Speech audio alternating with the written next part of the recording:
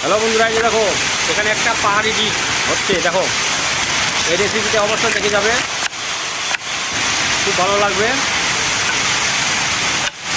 আর এই পদ্ধতিতে বাড়িতে একবার অবশ্যই ট্রাই করে দেখবে। দেখো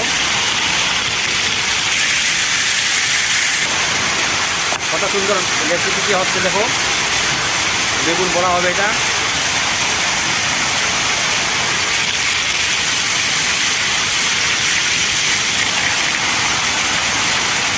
ভিডিওটি ভালো লাগলে লাইক করে নেবে, চ্যানেলে নতুন হলে চ্যানেলটাকে সাবস্ক্রাইব করে নেবে। দেখো একটা একটু মোটা ধরনের পরোটা।